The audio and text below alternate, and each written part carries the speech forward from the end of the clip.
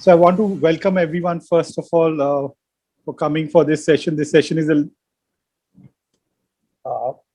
is important, not only because we're going to talk about two of the you know toughest things or decisions. One is how you handle yourself on the golf course, and two is also with a lot of kids and parents. What to do, when to decide, how to decide uh, whether you want to take sport as a golf as a career, or even any sport for that matter. And also, a lot of you have contributed. We are trying to raise some funds for our ball boys. What happens is the ball boys are actually faceless because they go and pick up balls. They don't really know members, whereas caddies still have some members who help them out, and that is one of the reasons why we wanted to raise some money for ball boys, because members normally help out the caddies more than ball boys, because especially if it's a driving range, nobody knows the ball boys. So Tarun, thanks again for joining this discussion. uh, so let's just talk about and everyone, please feel free to put in your questions. You have to type it out, and then we'll take everyone's questions. So, Tarun, if you're going to, talk about pressure, and this is not only for youngsters, but anyone playing golf, no matter how successful you are in life, how big a MD, or, you could be the president of the United States, but, when you're standing over a putt and four people are watching, uh, your hands are feeling a little sweaty and your knees are feeling a little weak. And we keep talking about how to handle pressure, and it's very easy because I remember my dad used to say, oh, just don't be scared, don't feel afraid, just go out and play. And I'm sure even your dad, I remember those days when our dads always give us advice, but how to do it we never really realized. So Tarun, how do you see, why is there more pressure playing golf than playing any other sport?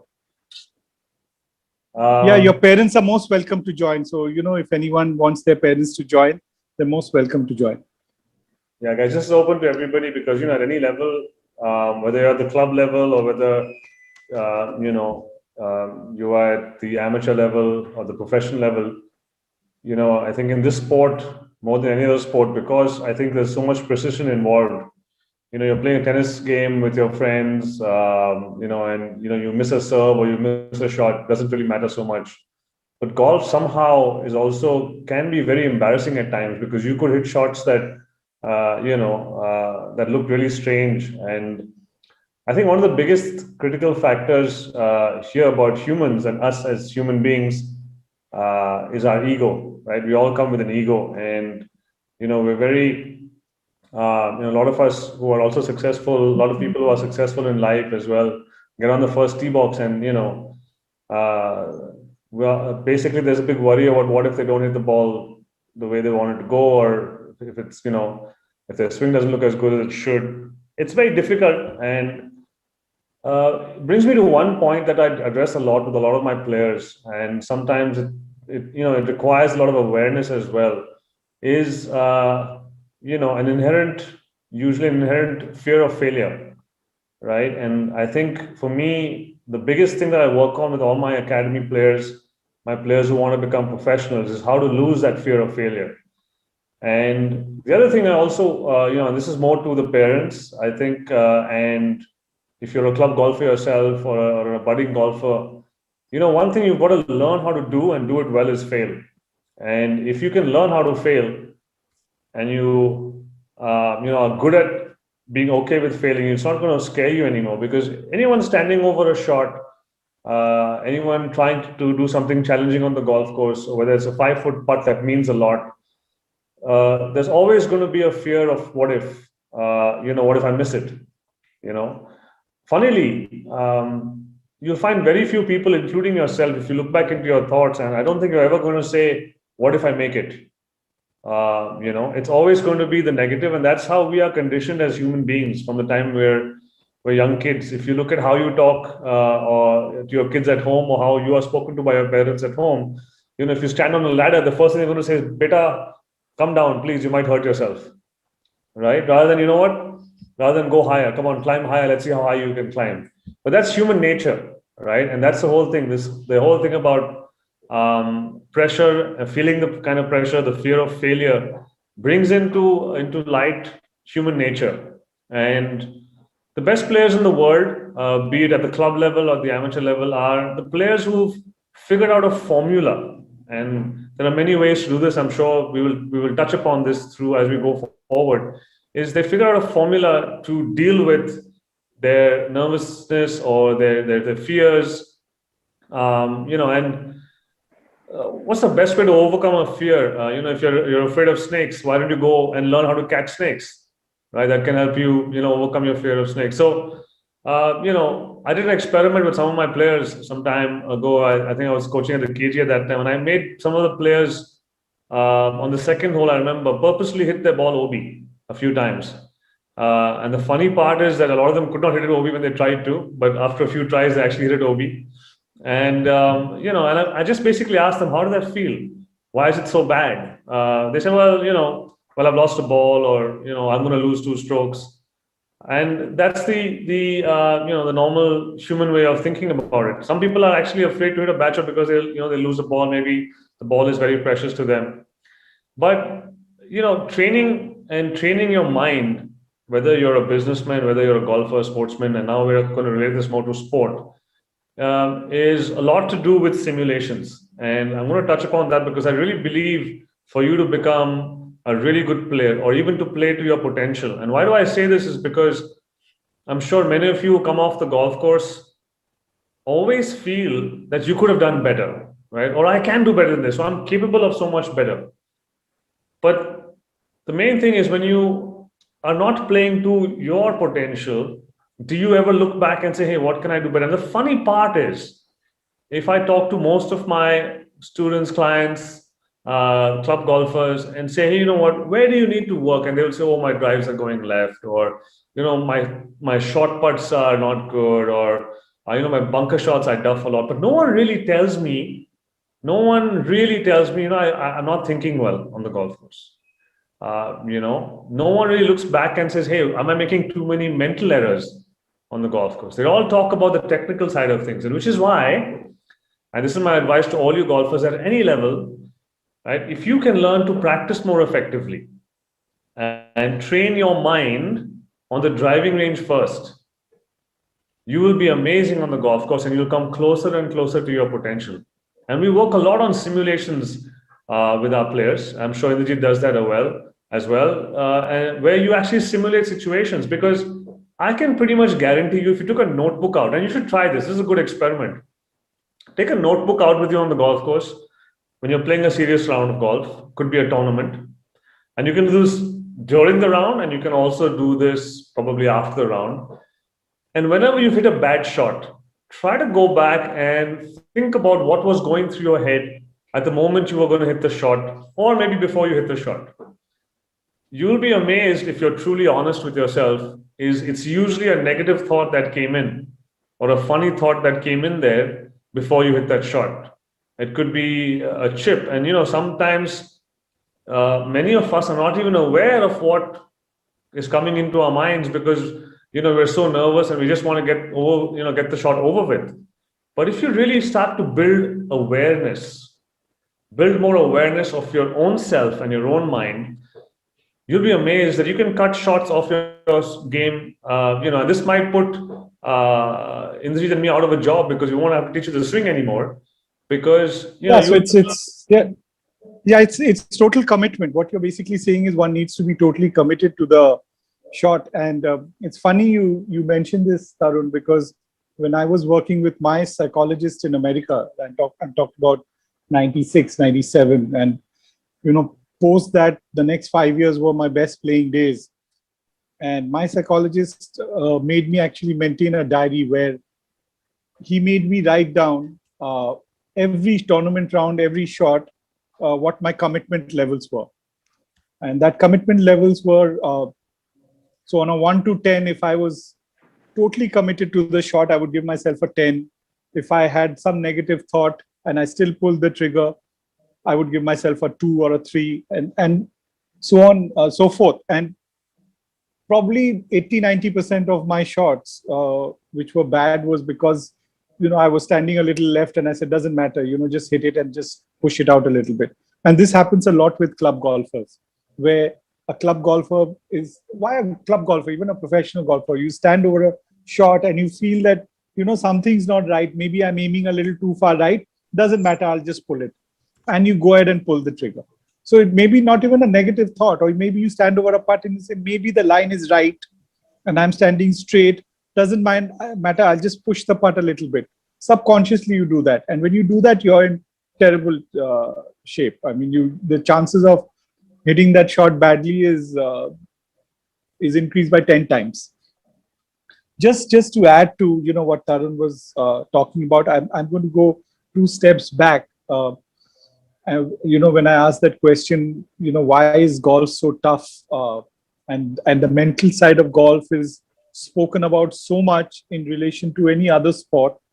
I think one of the main reasons is that, golf is one game where nobody's throwing a ball at you. Nobody's bowling a yorker at you or a swinging ball at you. Nobody's coming out and hitting you for a 6 when you bowled a perfect ball. Nobody's serving an ace to you. So when you make a mistake in golf, 99.9% of the time, the mistake is because you made the mistake. And it's not, you can't really blame someone. Once in a blue moon, you can say he moved or, he disturbed me, but that's 1 in 1,000 maybe. But all the mistake you make in golf is self-induced. You have all the time in the world to hit a shot. You've got nobody troubling you. Everyone is quiet around you, and still you go out and hit a bad shot. So the time that you have to think, I think, is one of the main reasons why golf is so difficult. And if you see all other sports, it's a reaction sport. Someone serves at you and you react. Somebody bowls at you and you react.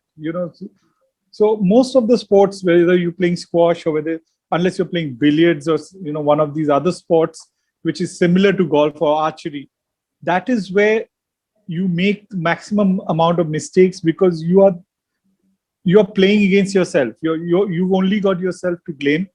Nobody is hurrying you up. Nobody is doing anything. You've got all the time to make your mistakes. And that's what makes golf so difficult.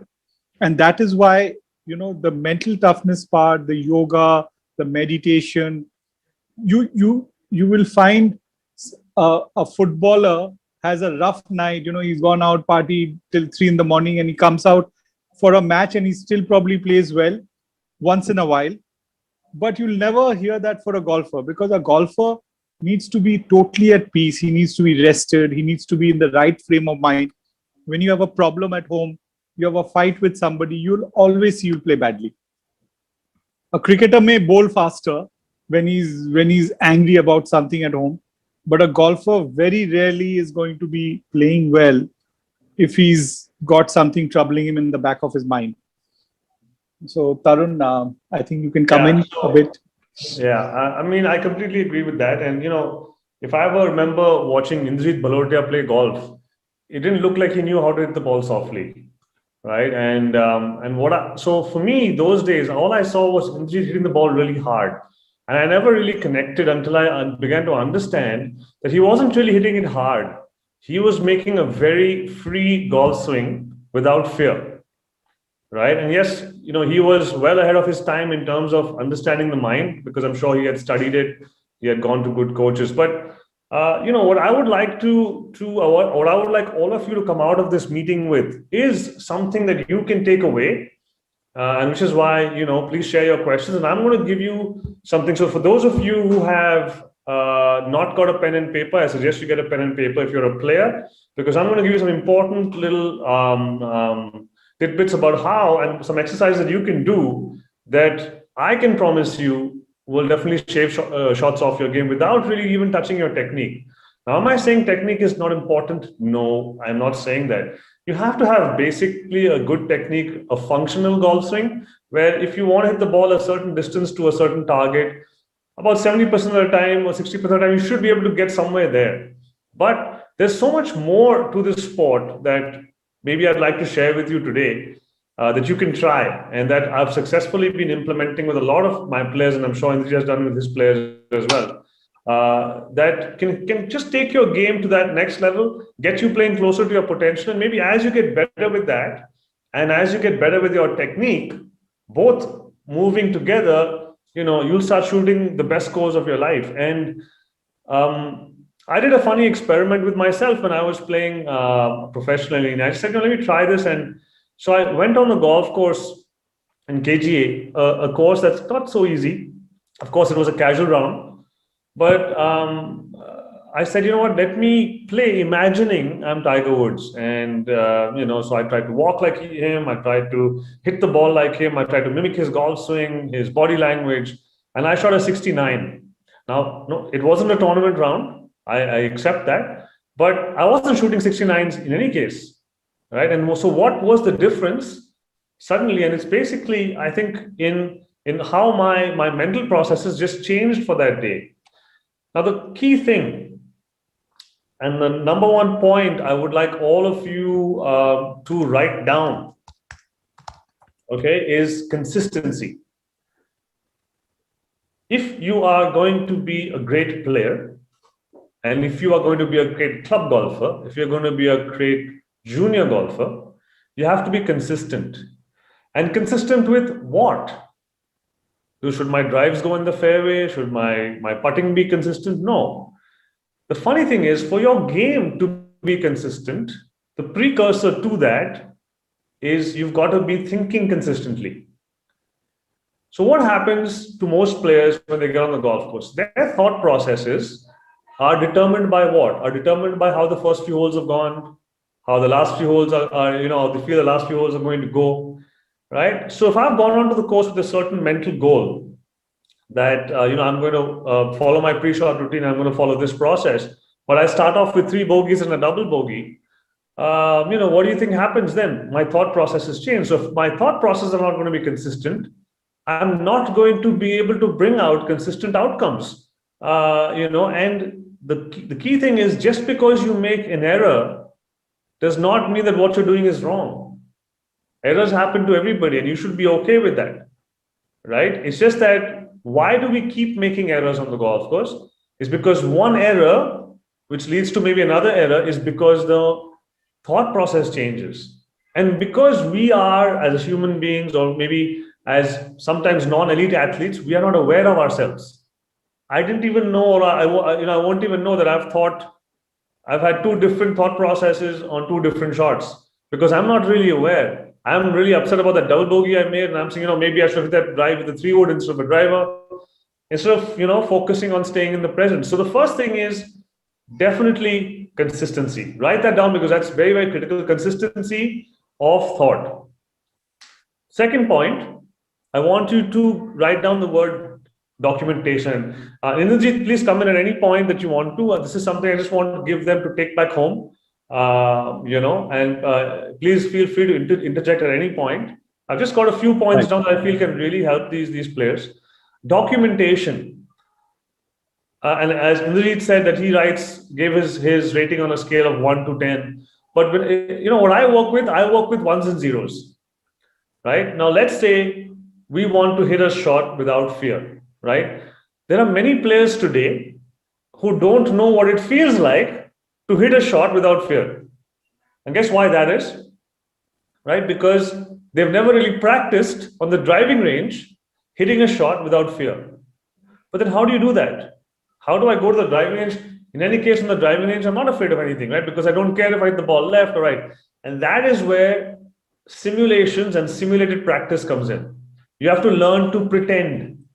When you're on the driving range, you pretend like you're playing the US Masters, pretend like you're on the 12th hole, right? And this is for anybody here, whether you're a club golfer or whether you're a professional, whether you're India number 1 or India number 20, whether you're just trying to beat and take some money off Indrajit the next round that you have.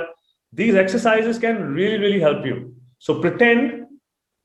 Now, what do you think people are feeling on that 12th hole at the US Masters? There's a lot of anxiety, because that's a tough hole. It's a turning point. It's amen corner, right? But What you got to do is when you simulate a situation, right? Go out there and make the swing like you don't care about the outcome. So make a completely free swing, beautiful finish position, right? And where the ball goes is secondary, right? So when we talk about this, you need to start documenting how good you are at doing this. So, very simply put, starting from the driving range, if you swung that club without fear, without worrying about the outcome, without a fear of failure, how about you give yourself a one? But let's say on the driving range, on that same shot, you were a little nervous because you were actually feeling that you were in that situation, and you did not make a completely free swing. Give yourself a zero. Now you say, oh, driving range is very easy because I'm never going to be afraid of the outcome on the driving range. Well, let me tell you that you'll be surprised that when you start getting deeper and deeper into these simulations, one is your practice becomes more fun. Two, your practice becomes more effective because each ball actually means something, right? And number three, you start becoming better as a player without changing technique. Because a lot of us will say, I can't hit a draw, or I can't hit a fade, or, I can only play my stock shot. I'm not good at playing in the wind. Well, a lot of it comes from not having practiced those shots. So if we keep practicing how to hit a draw, how to hit a fade, why are we not practicing our mental state? Right? And that is critical. So this brings a whole different element into your practice. So if you have 3 hours to practice, let's say you're a school-going kid, and you only have 3 hours to practice a day, how are you going to apportion time for when you have to change, when your teacher has told you to practice your bunker shots and this and that, and you're changing your technique? But my advice is that the more you practice improving your mind, the better you get at both. You'll get better at your swing technique because you'll be better at visualizing, and you'll get better at scoring and hitting the shots that you need to hit under pressure.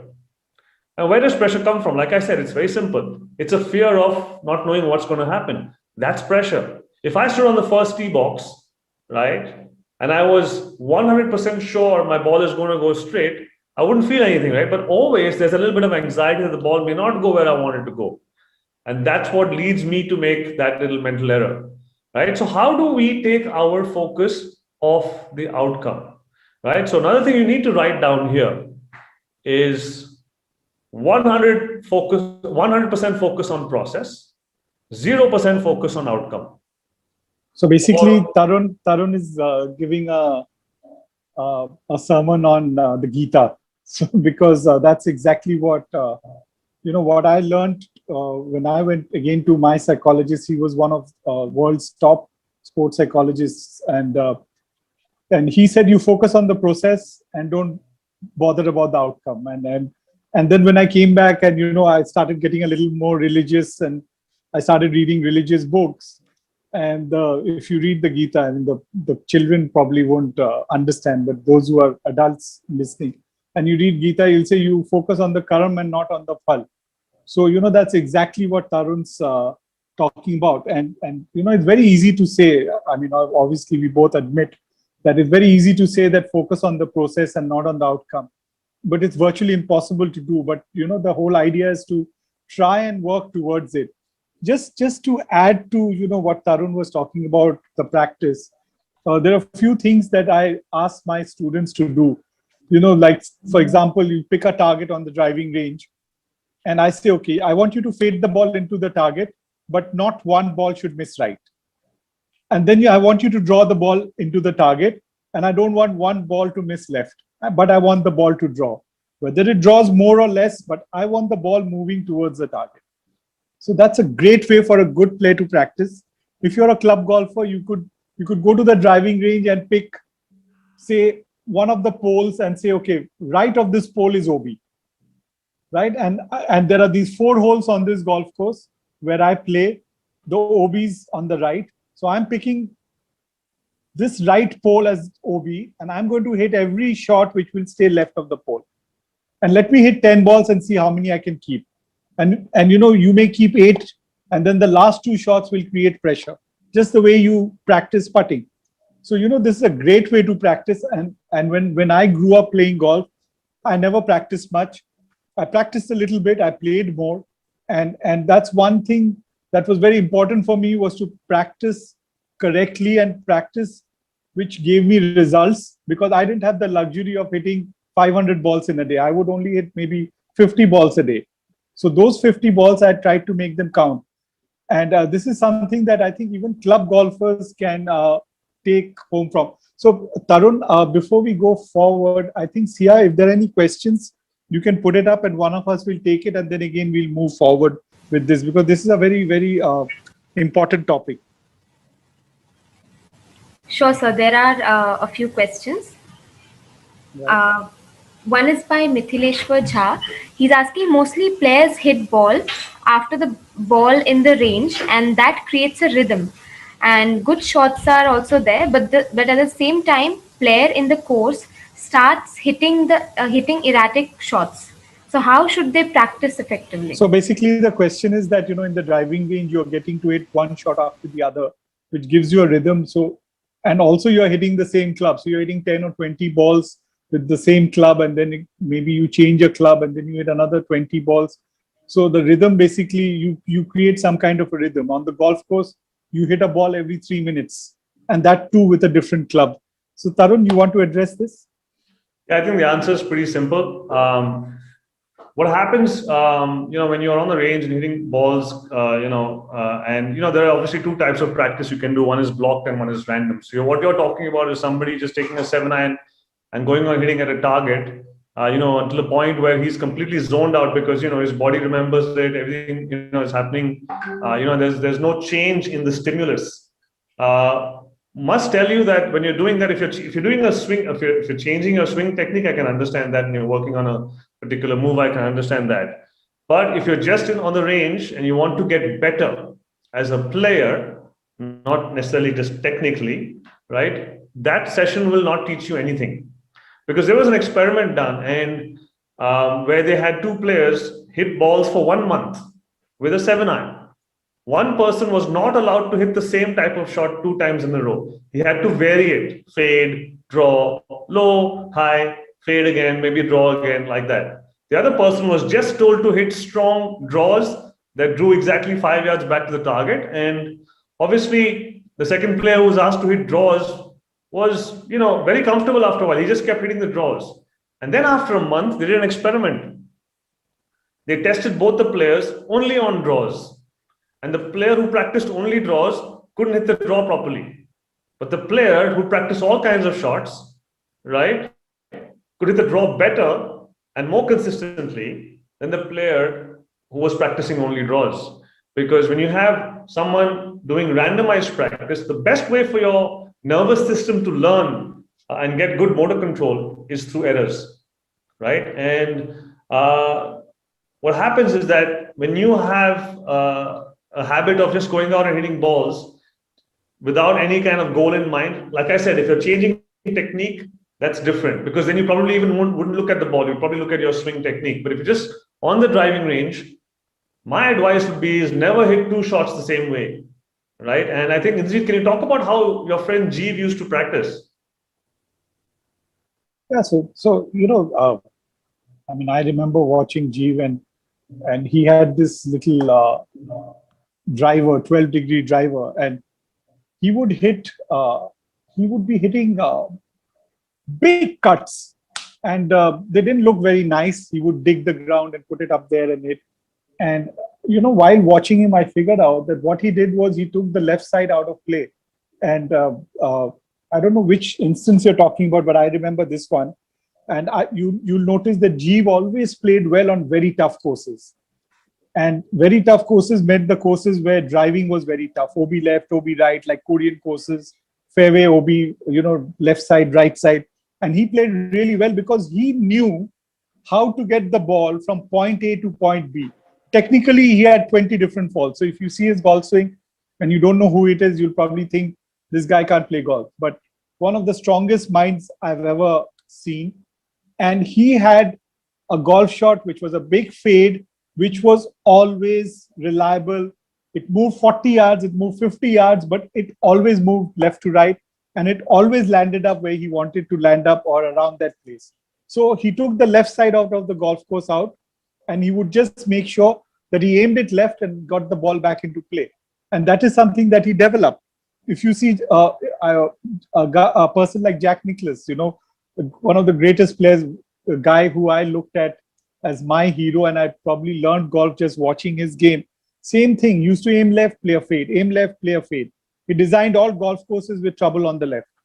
So basically, he knew good players have one golf shot, especially your tee shot, which you should be able to hit from point A to point B, and whatever it takes. So you hit that shot with whatever it takes, but you got to get the ball there. So that is why, when you practice, I think Tarun mentioned block practice and random. Now, I know all the juniors who are in academies and working with good teachers understand, but most club golfers don't know the difference between block and random practice. In a minute, I'll just give you a breakup. Block practice is basically when you're practicing a swing, a grip, a club head position. So you're working on technique. A random practice is when it's more result oriented. And I think club golfers, because they don't have hours and hours to practice, they should be focused more on random practice, where they want to get the ball from point A to point B. So random practice is basically is something that I recommend always to golfers who don't have enough time. Even Tarun, this is something I tell some of my club golfers who I teach. I tell them, go on to the practice range. You got 50 balls. Think you're on the first tee, hit a driver. Then what would you hit for your second shot? So take the next ball on the mat and play a 7-iron if you have a 7-iron. Then the second hole is a par 3 where you hit a 5-iron. Hit one more 5-iron. So you hit 50 balls in about an hour, but you basically get to hit different clubs with simulated golf course conditions. So Tarun? Yeah, that's good. And honestly, if you gave somebody an exercise, I don't think they would finish 50 balls in an hour. They'd probably get to finish only about 30 balls because they're going through their routines. They're taking their time on each shot. They're assessing the shot, and it's a great way to practice. And if you guys really want to improve as golfers at any level, you just need to become really, really good at random practice. And it's called random practice because, again, if I bring back what I was talking about the documentation part, ones and zeros is where I was, right? Primarily, if your focus was on the process and not the outcome, one.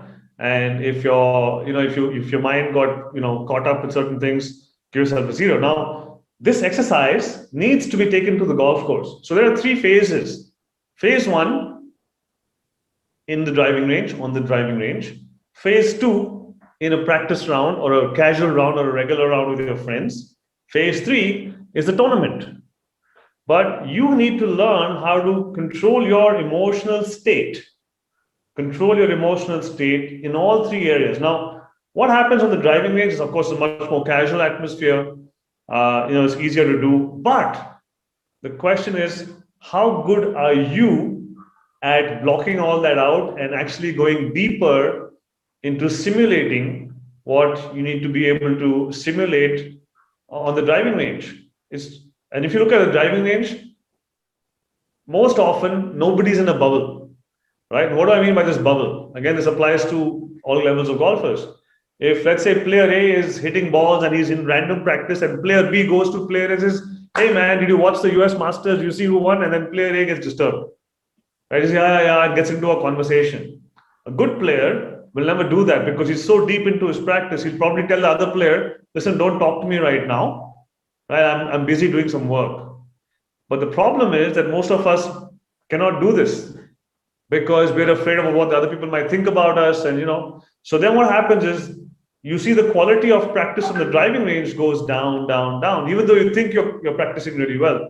I've seen kids in 1 hour hitting about 10 balls because for 50 minutes they were talking and chatting or checking their cell phones or whatever. So, getting into your bubble is very, very important. But documentation to me is very critical. So coming back to the point, go on the golf course, take a notepad with you, right? First hole, Tollygunge Club, narrow fairway, take out your driver, right? And your job for that day, hopefully for the rest of your life, is only to get ones. Not to worry about the ball, if it goes left or right. Not to worry about the fact that maybe your mom and dad are watching you, right? Not to worry about anything. But can I get the one on this shot? And what is the one? The one is where I make a swing where I truly do not care about where that ball is going, right? And I know this because I have seen Indrajit play like this, right? And while he hit a lot of good shots, he could hit some really bad ones also, right? But you would never see Indrajit backing down from a shot. If he took out his driver, he would never baby it down the fairway. He would give it 120%. So you have that notebook with you. You're writing down ones and zeros. Again, you got to be honest with yourself, right? The funny thing is, what does this do? It's doing is slowly, gradually through your life, taking your focus away from the outcome and bringing it back to the process, right? So one more word I want you to write down as a golfer, as a budding golfer, as a parent is discipline. Write it down because so few people understand the meaning of this word. Oh no, I get up every day, I study maths for half an hour, I get up on time. There's so much more to discipline. I don't eat sugar. That's one aspect of it. But let's say, right, you're working on the mind and you're working on the ones and zeros. How disciplined are you to do this day in and day out, every round you play, irrespective of what's going on in that round? It could happen in one round that you're focused on the ones and zeros, but you have a few double bogeys, and then what kicks in, right? The indiscipline, like, yeah, I won't do this today. I'll just leave it out. I'll probably do it from the next time. And that is what hurts you. And that is where the first word we wrote down comes into play. You become inconsistent with your processes. So the moment you become inconsistent with your processes, that ball's not going to go the same way all the time, right? So you should play maybe 3 really bad rounds with the same process, and you'll see suddenly you start to play much better and better and better because now you become consistent at it. So that's very critical. Documentation, driving range, course and casual rounds, and then in competition. But then you might say, but in competition, I'm thinking about so many different things. How do I also write down after every shot? I have to carry my own bag. It's the IGU tour. Again, it boils down to the fact is that how do we take out all the clutter from my mind? If my goal is only ones and zeros, doesn't my life become so simple? I just have to get a 1 on every shot. Beta, what's your goal for this round? Oh, I want to play really well. I want to shoot 70. No, my goal is only to get ones, to make free golf swings, whether it's a chip shot, a putt, a bunker shot, any kind of shot. I'm just going to make free, fearless golf swings for the entire round. So how do you then judge? So then you have your emotional response, okay, to the shot. Somebody will come up to you in the clubhouse and say, how did you play? You say, I played 14 over, right? And what decides whether that 14 over was good or bad? Very simple, the processes you followed. If I did my job and I played 14 over, that 14 over, if I keep doing my job, will become a 4 under or a level par very soon, right? So a lot of people you'll find, how did you play? Oh, bad, 14 over. But you never find someone playing who's a 4 handicap saying, I played really awesome. I shot 14 over, but my processes were fantastic. Ever find anyone saying that? Very rare. Your job is to become that person, right? And that's what's going to separate you from the rest of the field. Why am I saying this is that if we talk about making golf a career or winning the club championship, don't you have to be better than everybody else? Yes, you do. So how are you going to get better than everybody else if you're doing the same thing that everybody else is doing? Doesn't separate you. So we go through this long journey over 10 years, and suddenly when I'm 18 years old, I realize I'm not good enough. I'm still shooting 76 and 78, right? So very important that your processes have to be so good. And I'm talking about a mental process. Yeah, there may be many other things you're working on with your coaches. Could be the nutritional processes, could be how much you sleep every night. So that is the discipline that we talk about. That if I have decided that I'm going to do something, that's a word you need to write down. Okay. discipline. If I'm going to write, if I'm going to be good at something, I have to be disciplined, and I need to understand what that means. Another word you should write down is awareness. What is awareness? Most of us are not aware of ourselves. But how do I become aware of myself? What do I do to become aware? It's not tough, right? It's about just bringing your focus to the point that you want to focus on. So, a lot of times, I'll talk to a player and I'll say, you know what? I want you to swing freely without fear. A lot of them say, I don't know what that feels like. I don't know what swinging without fear feels like. It's because they're not, or they've never been aware. So where does this start from? Right? Where does this feeling of fearlessness start from? It always starts from the driving range. Everything starts from the driving range. And if you can't do it there, don't ever think it's going to happen on the golf course. So build that awareness, right? Build that awareness within yourself, where when you're feeling scared, you know you're feeling scared, so you're aware. You're on the first tee box, you know you're feeling scared, you're aware. But because you're disciplined, your focus is only on the 1, not the 0, right? You go out and make that awesome golf swing on the first hole, right? That ball might go into the bushes, it might go into the trees, but I guarantee you, if you are disciplined with trying to get that 1 and not the 0, the ball will start going down the center of the fairway more and more and more. And you will then understand that it's okay to be afraid as long as you don't forget your discipline, right? And when you don't swing that club without fear, you're so aware that you pick up on it the very next shot. Not play 5 holes and make 10 bogeys or 5 double bogeys and then figure out. If you're self-aware, you will know that last shot I hit, I focused, or my mind was too much on worrying about the outcome, right? And when I used to watch Indrajit, I don't know what his thought process was, but maybe you can share it with us, because I saw him hit some of the toughest shots without, it looked like he didn't care. Now, I don't know what was going on inside him, but when I watched him from the outside, it looked like, hey, this guy has no fear. But was that true? I mean, No, so basically what happens is when you're in contention or when you have a shot which you have to pull off, you are scared. I mean, anyone who says that, whether it's the Tiger Woods or a Phil Mickelson or anyone who says that I was not scared, is lying, right? Every human being is scared, but how you handle that fear, I think is the key. So when you're under pressure and you are trying to pull off a very, very difficult shot, you are scared. But like you said, Tarun, it's just that routine, following the mental as well as the physical routine, making sure your rhythm is good, making sure the entire process is good, the thought process is right. When you start focusing on all that, then there is no time to really be scared when you're executing the shot. I'll give you an example. I'll give you one example. I think one of the worst nights for me, I've won five professional tournaments, but one of the worst nights for me was when I was playing the All India, Crompton Greaves All India final.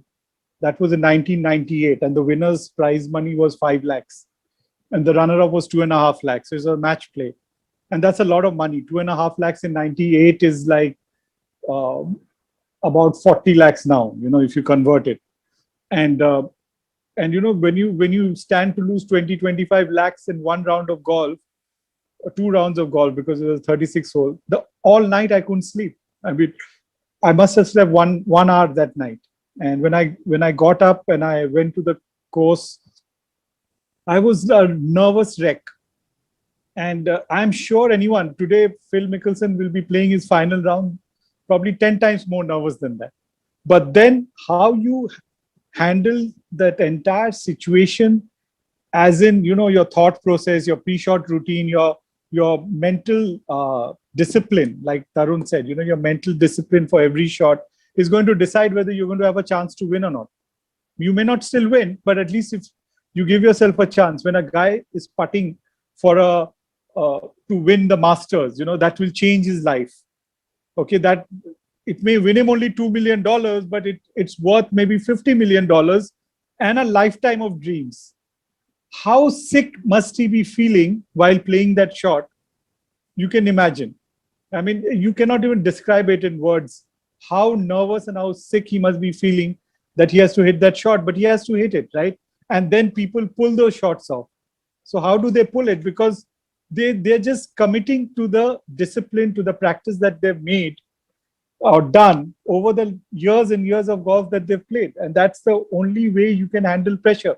You are going to be scared. Your hands are going to feel nervous. Even when you're playing a club match, you're playing a club 50 auto, 50, and you are putt for 100 rupees. It won't change your life, but your hands are shaky. And how you go through the process and give yourself a chance to hold that shot is going to make the difference. But everyone is feeling sick. Take it from me.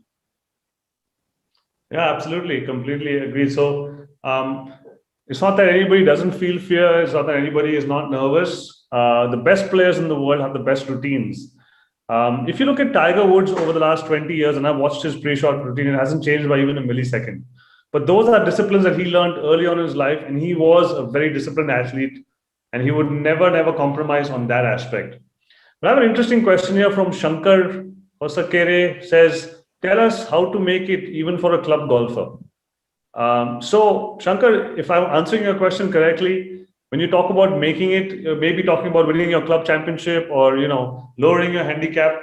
It's the same thing, right? You have to be as disciplined as any player. You have to be as I would say effective on the driving range as any player, because effective practice again boils down to exactly what I was talking about. If you're practicing effectively, you will get better. We see a lot of players today, and I see it as well on many driving ranges, hard-working golfers. They will hit balls for 7-8 hours a day. They'll go to the gym, they do everything. But when they get to the golf course, they're still shooting 5 and 6 over par, right? And talking about 18 to 20-year-old boys and girls. Why is that? So, Tarun, not only them, I would like to put a little more stress on the club golfer, because a club golfer doesn't practice 8 hours a day. He probably practices 8 hours in 2 months. And it is more important for a club golfer to practice correctly than for the regular, for the serious young golfer who's trying to make golf his career, because he's got 6 hours, 7 hours, 5 hours of practice every day. So he can afford to go off a little bit. But a club golfer who practices 1 hour a week, or maybe 1 hour every 2 weeks, he has to make sure that he makes the most of it. So it's not that, I play golf only for fun. So, when I go to the range, I just go and hit some balls and come home. That's absolutely wrong. If you're a club golfer, you need to be much more serious about your practice, because you don't have that luxury of spending hours at the range. That's something very important. Tarun, I think we have a few questions, because I don't want anyone to go back without, their questions being at least, we try to answer their questions, and then I think we can take it from there. We will be. I know we'll be here till 8 o'clock, no problem. No, so we will. The session will be till about 7:20, because I think the last 15 minutes, I would like 15-20 minutes. I would like to talk about career of youngsters. How to choose, how to make a career out of the game, whether to take the chance or to take that plunge. I think that's a question that parents have. So, those parents who are logged on for that, don't go away. Also, I just want to thank everyone. We've collected close to 15 or 20,000 rupees for the ball boys. And I want to thank everyone who's come out and helped them. We didn't expect anything, we just wanted to do this. And we said that if we can put a good cause with it, why not? And thank you, everyone, whoever's helped us out. Sia, can we take a few questions before we continue with this? Sure, sir. So the next question is from Jaitit. He says he has struggled with his 3-wood. Is there any way to get better at 3-wood? He's Okay, fine so with his a question like this is very difficult to answer in a conversation like that. But obviously, the 3-wood. I will just give you a little background on the 3-wood, which over the years has changed. When we were kids, the 3-wood had a loft of 15 to 16 degrees. Today, a 3-wood is something like a 13 degrees, or at the most 14, 15 degrees. And it's very, very difficult to hit a 3-wood. I won't recommend if you're a club golfer, I won't recommend you hit a 3-wood off the deck. You hit a 3-wood only off the tee, where you have to hit it straighter or a little longer, but it's a narrow hole. But I won't recommend a club golfer with a handicap of more than 10, 12, 13 to actually hit a 3-wood off the ground. You'd rather hit a 5-wood, which will probably give you more distance also. And there are many scientific reasons for that. But the 3-wood, I would recommend most golfers to actually just use off the tee. Also, the 3-wood is not that easy a club to hit because the head is really small. I would actually say the modern driver, which is a 10, 11 degree driver, is probably easier to hit than the 3-wood. So, we'll keep the 3-wood to there because we can't really go into, we would have to actually take a look at your swing, how you're coming into the ball to go deeper into that. So, the next question. Right, sir. The next question is from Uzair. He's asking, when choosing which shot to play, we always consider the misses. After making the selection, how do we forget about the miss completely? Can I take this one? Yeah, Tarun, you take this. Okay, Uzair, this is an interesting question, but my only question to you would be, why would you consider the misses, right? When the moment you start considering the misses, in my opinion, right, you're already programming your subconscious mind to see where you don't want the ball to go. Now, please understand something about the subconscious mind. It's very powerful, and it does not understand yes and no or do and don't. All it does, it sees in pictures. So if you are saying to yourself, okay, we don't want to miss this green to the right, the subconscious mind only pictures the ball going right. So before you even pick that club up, you've already missed the shot, right? So my advice is this: focus on the shot that you want to play. You might have a stock shot, right? Let's say it's a draw, right?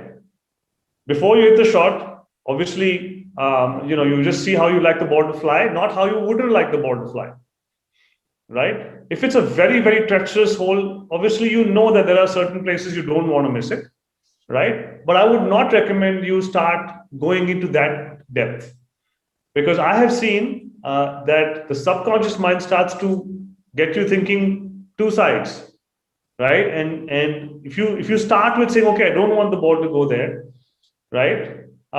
If I tell you right now, don't think of an elephant, right? I mean, what are you going to do? The first thing that pops into your mind is an elephant.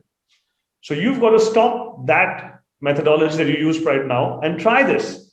Only see the shot you want to play. There's nothing. So basically, it's a half glass full or half glass empty. So when you have a tight hole, don't say that don't miss right.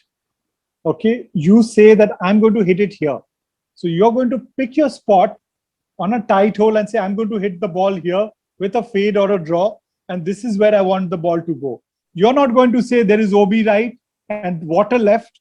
So don't go right and go straight into the water, right? So your thought process, and if you guys know, this is something I do with my students, Tarun, is I want all my students to have a log book where they write down all the good shots they've hit, even if it's in a practice round. So even if you're just playing with your friends and you hold a 60-footer, I want you to write it in detail so that in future, when you go through your logbook, you've got every possible shot in your life, every possible situation where you hit a good shot.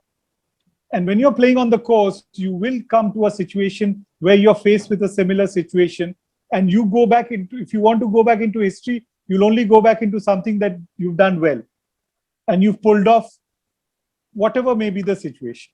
And what it does is it gives you a better chance because you're playing with good memories, you're going with a good picture in your mind. So you record all your good shots and not your bad shots. And that's a great thing. This is something that Bob Rotella teaches. And this is something that, I picked up from Bob Rotella's books, as well as my sports psychologist, is you create a bank of all your good shots. And this is even for, club golfers who are watching this. If you are a 30 handicapper, you still have hit a great drive. You still have hit a one bunker shot, which is a great bunker shot. Make a note of that, make that a highlight so that when you're next in the bunker, even if you're a terrible bunker player, you have a better chance of playing that shot. Right, sir. See the next one. Question. Yes, sir. It's from Sparsh. He says, "Good evening, sir. What should be the roadmap of a person who started golf a bit late in his life but wants to reach at a top level?" Okay, so Tarun, I'll take this one. Sia, how many questions are there? So we have around 3-4 more. Okay, so I'll take this question. So this is a question which can't really be answered in a forum, because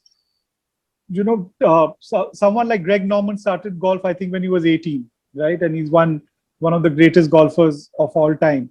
So it really depends on where you've reached, what how good your sporting abilities are. So there are many factors, and I don't think I can tell anyone that where you're going to go. But obviously, if you start young, you have an advantage.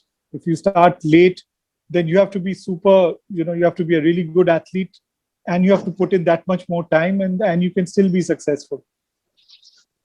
Okay, Sia, the next one we'll get Tarun to take. Right. So the next one, I don't think it's a question, but still I will tell you if you have anything to answer for that. Arvind Sirohi says, "I think there is a difference between being nervous and fearful." Yes, of course there is. Tarun, you want to quickly say the difference? What's the difference between nervousness and fear? Nervousness is always when when it means something to you, you're playing a tournament, you want to do well. There are those nerves that kick in, and sometimes that can convert to fear. Also, it's not the same thing exactly. They are in a certain sense connected, and fearful, the fear that we talk about actually, if you look at it, is more just a fear of a negative outcome. That is the fear, right? I mean, that's all it is, and that's all you need to kind of overcome. Now, differentiating between the two, does it help? I don't think so. It's good to know that there's a difference between, I would say, being nervous and being fearful. But the bottom line is that whether we're nervous or we're afraid of a negative outcome, the issue is how do we deal with that? And that's what we're talking about here. All those points I gave you, I still have a couple more points which I'll touch upon, right? But you could be nervous, you could feel fear. The fear could be due to nervousness. It could be anything. There's definitely a difference. It's not exactly the same thing. But bottom line is, how do we sideline all of that and just be the kind of player who can make a free golf swing on any kind of shot, any kind of situation. For me, that's the most important thing. If we can focus on how can I train myself to swing that club without thinking about anything else but my process. How can I do that? And if I can achieve that, to me, that's nirvana in golf. That is when you will play your best golf, unless your swing is just not functional. Then you might make really free swings and the ball's going left and right. Otherwise, I guess all that needs to be kind of figured out with this sport, or any sport for that matter. It's harder in golf, as Indrajit said, because you have time to think, right? So that's the pretty much it. Which I just want to talk about one more thing here before we go to the next question.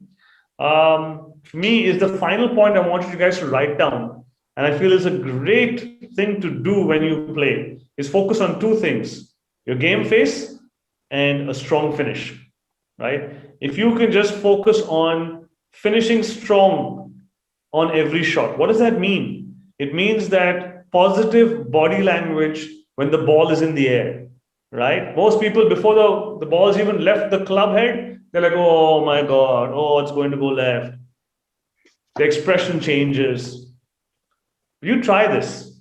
Play 5 rounds of golf, focusing, whether it's a chip shot or a bunker shot or a putt, just on staying strong and not changing your facial expression, whether the ball is going OB, center of the fairway, or into somebody else's house, right? Stay with that same facial expression and stay strong till the ball lands, wherever it has to land. Just do this. It is magical, because this is what I call working from the outside in, because you're deciding to focus on games, the game face and the strong finish. You don't have time to worry about the outcome because you're just focused on this. And by not changing your facial expression, you're not allowing your brain to think negative thoughts. And it's a little bit of pretend in the beginning. You might have to pretend for the first 1 or 2 rounds, because a ball will be going OB and you'll be like really upset inside, but you're trying to stay stoic and with a normal expression. But the funny thing is, The more you do that, the less and less and less the outcome starts to worry you, right? It's magical. But again, write it down and try it. And if you just go through all the points I gave you today, and you really do that with discipline, I'm pretty sure you're going to shave shots off your game, irrespective of your level of play, club golfer, junior, amateur, professional, right? But it takes a lot of discipline. And that's a key word here, that if you guys can learn that, you will separate yourself from the rest of the players in your bracket. And that's the most important thing if you really want to be a successful golfer at any level. See the next question. The next question is from Anushka. She's saying, this has happened to me many times when I reach on the green and have to make a putt for a birdie. Why do I feel scared? Tarun, you can take that. So again, Anushka, I hope you've been taking notes, right? Let's forget about the question that you've asked me. Let's forget about why you're scared, right? There are many reasons as to why you might be afraid to miss the putt. Forget that. Let's focus on the few points that we spoke about, right? In terms of mastering the process, which takes your mind away from the outcome. Just do that, and then you can message me 2 weeks later, and then you tell me, I don't know what I'm doing, but I'm holding all these 6-foot birdie putts. I don't know what's going on, right? And then you'll be scared because you're making so many birdie putts that nobody wants to play with you anymore, right? So just do that. Try it. It's magical. Right. See the next one. The next one is, why do we make a 6-foot par putt more often than a 6-foot birdie putt? I don't know if it's relevant here, but no, that's exactly what Tarun said, right? So even when in the beginning of my career, when I had an eagle putt, I started getting more careful, and suddenly it mattered more when you're putting for a birdie or an eagle than when you're putting for par. So it's just the comfort level that you create in your mind, I think, which changes the way you approach the putt. When you have a 6-foot putt, it's one shot to you. Whether it's a birdie putt, eagle putt, double bogey putt, quadruple bogey putt, you make that putt, you save one shot, you miss that putt, one more shot is added to your score. So if you can approach that shot on its merit and not what score is going to put on your card, I think it's going to make it a lot easier. Is there anything else? So one last question we have from Ridan. What is the game face? Ridan, you have not been listening to me properly when I've been teaching you. That's why you're asking this question. But basically, a game face is the face that we would use when we want to get into focus. So if I said, this is my game face, this is my normal face. Game face. Normal face, right? So if you switch between the two, right, it gets you to be in that zone, right? It's like a signal.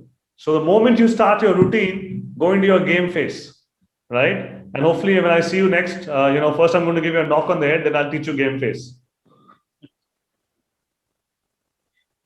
Okay, so the last question, see, I think there's one question. Then we talk a little bit about career and how to, Yes, right. The question is, how do you refresh your mindset after finishing a hole, even if you have made a birdie or a double bogey? Okay, again, coming back to the answer is already in what we've already spoken about, right? Again, if you're focused only on the 1 and not the 0, it doesn't matter what you made on the last hole, right? You're going to the next hole and you're going to say, okay, I want one more 1. Then you hit that drive, you go to the next shot, I want one more 1. That's all it is.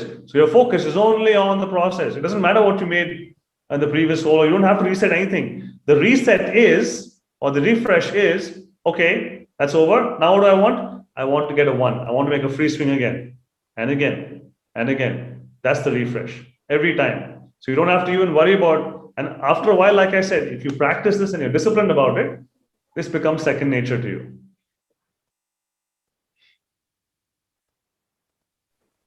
Is there anything else here? We don't have any further questions yet. Okay. So, Tarun, I think I wanted to talk a little bit on this with you. We don't have too much time, but we've got about 20 minutes. You could do one more talk on this for sure. Yeah, we can do that. We can do that because we can do one discussion on taking golf as a career. But for the next 15-20 minutes, I think we're I going to have something focus a else to little. say to the parents also, if I may, for 2 minutes. Okay, go ahead. So this is a message to all the parents out here, and I think you should have your notebooks out as well, because all of you who are part of Indrajit's Academy, and I know your kids want to become really good players. A big part of that process of them becoming the best players that they can be is you, and you may not know how critical you are as a parent to your son or daughter actually playing their best golf. So the only thing I can ask you to do, there are two things that I would like to write down is, one is language, right? If you could just write down that word language, you just have to keep watching the language that you use with your players. It has to be positive. Your son or daughter comes back from a bad round of golf, or what they might consider bad, right? You have to convert that into something positive. For example, the kid says, "Oh, I played 30 over, I'm upset." Instead of saying, "Why 30 over? Why did you play so badly? Yesterday you played 14 over." Say, "Hey, you know what? I love to watch your golf swing. I think you're the best swing in the world.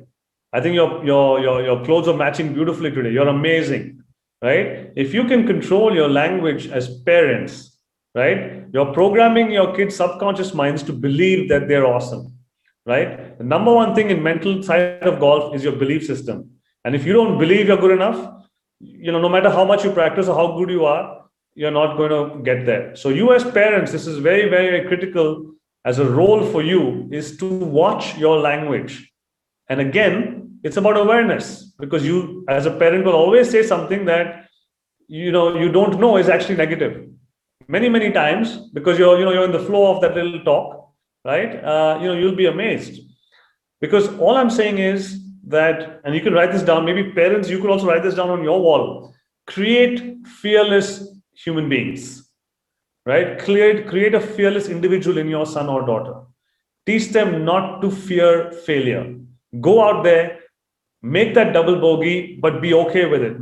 Hit that OB, but be okay with it, right? If you can start talking this language with your kids, you'll be amazed how they develop as human beings. So they will never be afraid of anything in their life. They might start a business someday. They might be a pro golfer someday, right? But they're not going to go into it with any kind of fear. So that's up to you as parents. Because when I look at all my players, the fear of failure always comes from home, right? It's the environment, right? It's nothing to say that you are a bad parent or a good parent. Even when my son goes and tries to do something funny, I'm like being negative. Like, don't do that, you'll hurt yourself, right? You have to train yourself as a parent as well to be able to train your child to be the best that they can be. And you're a critical part of this. See, we as coaches can only do so much. But if the kid is going home and then receiving negative inputs, right, whatever we say is not going to help. So as parents, watch your language and create a fearless individual, right? Whatever he does. If he's going for an exam, say, "I don't want you to be afraid. Don't be afraid to fail. Do your best," right?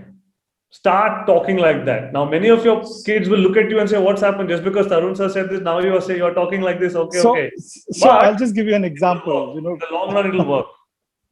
I'll just give you an example. I've seen so many times when when a parent, without realizing, tells his son that, "Son, I'm taking you for this tournament, and I'm spending so much money. I'm taking 1 week of office. You better play well. We are making such a huge effort. We are making such a big sacrifice to take you for a tournament." What do you think his mindset is going to be? His mindset is going to be, "Oh my God, I better not let my parents down. My dad's spending 1.5 lakhs taking me to Scotland to play. He's taken 1 week off work. I better not let him down." And you stand on the first tee and you hit one OB, and you're, instead of looking where your ball is going, you're looking at your dad, his expression. So as a parent, I will say this because I'm also a parent, and my son is obviously trying to play professional golf, and he's struggling a bit. But it's very disappointing being a parent. And when your child doesn't do well, it's impossible to hide your disappointment. It shows in your face. You end up frustrated and saying something which you don't want to say. But it's so critical.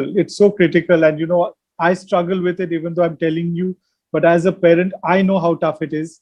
But you have to control your disappointment, and not your, like what Tarun said, your child should not feel that he's playing for you. Your child should be playing because he loves playing. So every time your child is going out to compete, he should only feel, and I think I would give my dad 200 out of 100 on this, because my dad never bothered how I played. He used to travel with me, and Tarun will give you some stories about my dad, because he's seen me, start my career where my dad used to go. That's some other day. But uh, I never once thought that if I play badly, my dad would be upset. That was never a part of my thought, and I was really lucky to have a dad like that. And that is something that I want to tell all parents.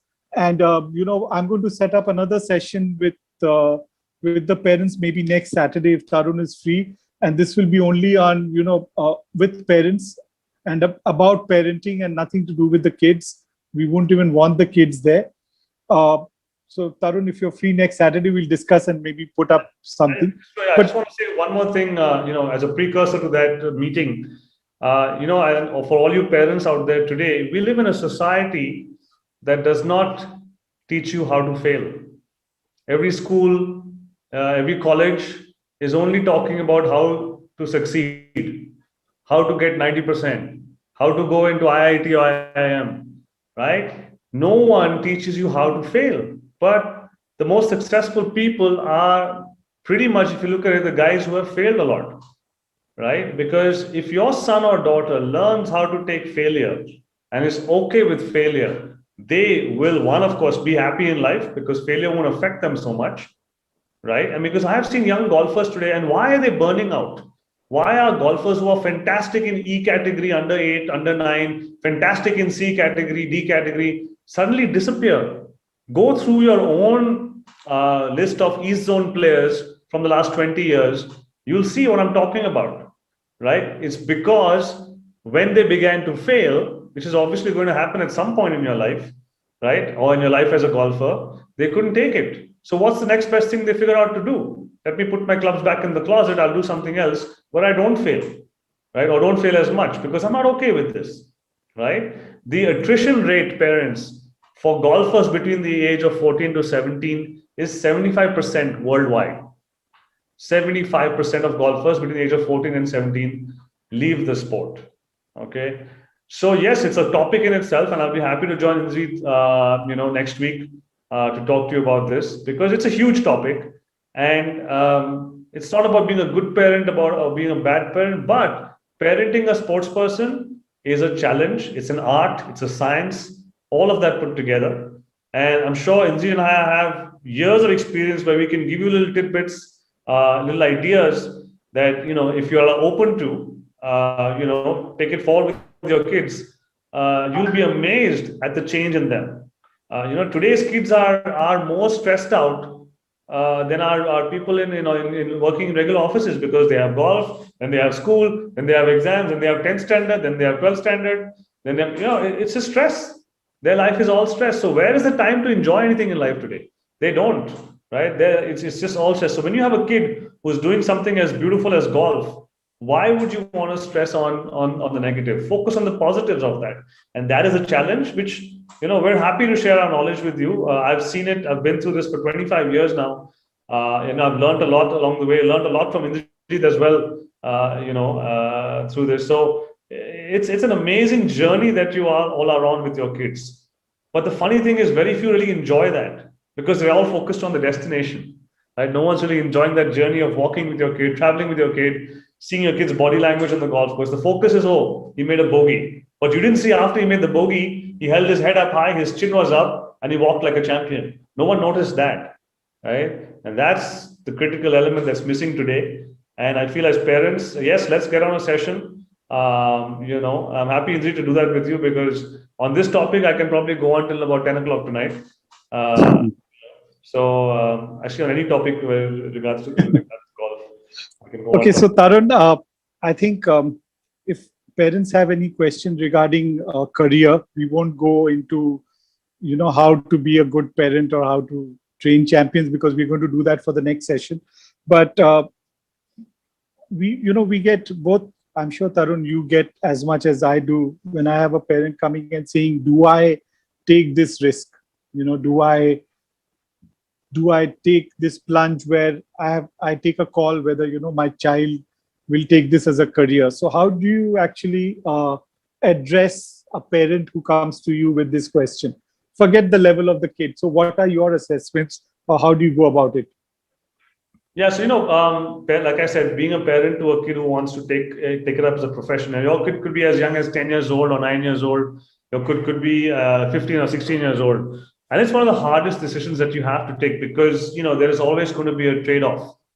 The trade-off is usually between the career itself and then the education part, which is something that's hopefully this nation is going to address very soon. But I think the fact that schools have gone online has actually shown a lot of people that you don't need to spend 10 hours in the school. But taking up golf as a career, or any sport as a career, there's a lot of study that goes behind that. Forget about the level of your child's play, as Indrajit said. For you as a parent, how do you take that call? Okay, there are many factors that you got to look at, and a lot of things that you got to do in terms of doing your homework before you give your child this dream. Because when you're looking at getting your kid to take it up as a profession, there's lots that you need to be ready for. Something as simple as the finances. As a difficult a topic this is to talk about, right? If you don't have the money to invest into your child, let's say over a 5-year period, you must plan, right, for that investment. And if you can't, what's going to happen then is that you go through 3 years of this journey and suddenly realize it's not working out, or it's too much pressure on you, and you have to cut this journey short. And it's very important in that sense. It's better to break your kid's heart early on than to have him go through this journey and finally say, what, we can't do this anymore. So you have to change your thought process. So now the journey can be as expensive as you want it to be, right? You don't have to go and spend crores of rupees, but you do have to have a proper plan to spend the money wisely, right? And a bit of advice that I have to give you over there is, in the formative years, right, invest more money into the training aspect, right? And maybe a little bit less in competition. I'm not saying don't play competition, but make sure that you've got the fundamentals down first, whether it's the physical training, whether it's the nutrition aspect, whether it's the training with the coaches, right? Invest more money into that, a little bit less into traveling all over the world for competition, right? Because I have seen a lot of people from all over this, go to all these US Kids Championships, and they go to Scotland, and while you might think it's an experience, trust me, I saw a lot of kids finishing in the bottom half of that, and that's not a great experience, right? Because it's only telling the kid, I'm not good enough. You need to build your child's ego here. So you would rather get the kid ready first, right, before you would actually go out there and go into this huge competition that you spend a lot of money on. Invest more in the training aspect, because there are various different phases a child goes through, right? You have the fundamentals, right? Then you have the learning to train zone. Then you have the training to train zone, right? Then you have the training to compete zone, and then you have the training to win zone, right? And these 5 zones have to be dealt with properly, right? You can't skip one. So when you're going, this is a good 5-year journey for any kid. So 1 is definitely plan. 2 is think about it in the long term, right? So if your kid's 10 years old, you're lucky and he's lucky because he's got time. But if your kid's 14 years old or 15 years old, he doesn't have as much time, right? So at that point, yes, you need to really figure out based on the level of your child and discussions with your coach, how to take this forward, right? Because when you're talking about a young kid and you're talking about focusing a little bit more on the training aspect and the coaching aspect and the fundamentals aspect, you'll know within 2 or 3 years, right, whether your child has the potential, right? Now, a lot of parents come to me and say, does my kid have potential? And, if I look at a few swings, yes, every kid has potential. But what's the true indicator of a kid having potential, apart from the fact that he can score well and play well, is the fact that he can actually take the rigors that come with all of this, that he can be disciplined, where you don't have to wake him up for a tournament. You don't have to tell him to eat his bananas. You don't have to tell him to drink his water and his, focus on his hydration. you start to see all of that. And that is where your team comes in also, right? So early on, if you can build a nice team around your child of maybe a nutrition expert, good golf coach, strength and conditioning expert, maybe a physiotherapist who can monitor their body and manage any injuries that might crop up. If you build that team around your child at an early time, you'll know in 2-3 years whether there's potential or not, right? We can always judge based on the scoring averages, but I'll tell you that there've been a lot of kids who had a fantastic scoring average at the age of 10, 12, 13, but have gone nowhere after that, right? Because they didn't have that discipline that's required. And sometimes, as parents, as a coach, the most difficult thing to do is to tell a parent or a child that, boss, this is not who you are going to become. This is not something that you can do. And I have done that in the past. It's not easy, and I'll tell you today also there are very few. It's very difficult to be completely honest also with the parent. But if you just analyze the last 3 years of a kid and you see that the discipline has been not there, he's not been able to wake up on his own, he doesn't go to practice on his own, he's not eating the right kind of food, even though he's got the experts telling him what to do. Right there and then that there's something amiss, right? And if he's not going to do it by the age of 13 or 14, he's probably never going to do it. So basically, I think there are a lot of kids here also. So kids, the motivation factor, I think, it has to come from within. Like, Viraj has worked with me for many years and now he's working with Tarun. Viraj would never have to be woken up. He would be waking his father up to go out and play. So if you have to be woken up to go and actually work on your game, trust me, it's not going to happen. And you're probably not enjoying it or you don't want it as bad. I think that is pretty much what you need to understand, especially for the kids, is that if you don't want it that bad, nobody is going to be able to motivate you and take you there. So you have to have it from within you to drive, and then your parents are the ones who will support. So Tarun, I think we'll have to end this now. So maybe just one quick word from you before we end this. And so Tarun, maybe just a minute of whatever you want to. We are definitely coming back, so we will definitely have a detailed discussion on parents and the role of parents. Firstly, again, I just want to thank everybody who donated for donating, because I think that's been amazing. I saw a lot of the messages coming in on my WhatsApp as well for all the guys who donated to the people who donated to this cause. So thank you so much for that. I think between Indrajit and me, when we do a talk, it's very difficult to contain these talks to 1 hour, 1.5 hours, because there's so much information on our heads. Which is why I think there may be a bit of an overlap on the next session when we talk about the parents, and maybe that we could also overlap some of this discussion over there, Indrajit. Yes, but I think it'd be more of a parenting, because it's a huge mentoring, and parenting is a huge topic, which I think we all need to understand, even as coaches and as parents. So it's a three-way relationship. And that is what we're going to talk about in the next session. Yeah, so Tarun, I think... thanks for having me. Thanks to your team as well. I think you have a fantastic team over there with Sia, and the other people who work with you. I think it's fantastic. Thank you, Sia, for, as usual, taking the helm on these things. I'm sure Indrajit couldn't manage without you. Saying that.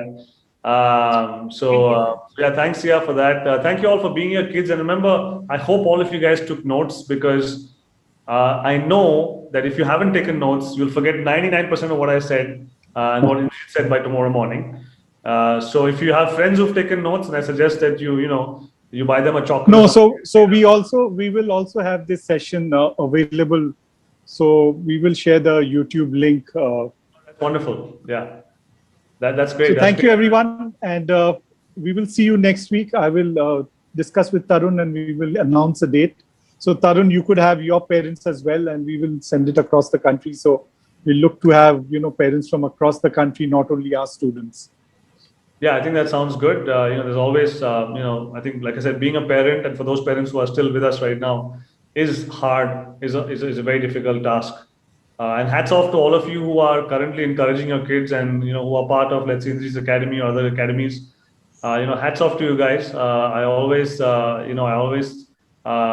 fail to keep you all in my thoughts, because the kind of work that goes behind a young kid who's playing a sport, trying to balance life, education, family. And I do know it's more of the mothers who are out there, who are taking care of their kids. But mothers, fathers, both alike. I think you guys are doing a great job. I think golf is on the up and up in this country. Our kids are going to do really well in the future. I think because of all of you guys. So I'll be happy to probably, hopefully, see you when we do see you. In the meantime, guys, stay safe, stay indoors, do a lot of practice swings, and stay healthy. Have your medicines, or have your vitamin C is what we're giving a lot of our students over here. Indrajit, I think that's all I have for today. Thank you so much for having me. Thanks, Tarun. Thanks for coming on and supporting our cause also. So we will be sharing the links and the session for next week. And on that note, thank you so much. Bye bye. Stay safe. Bye. See you guys. Bye. See you all.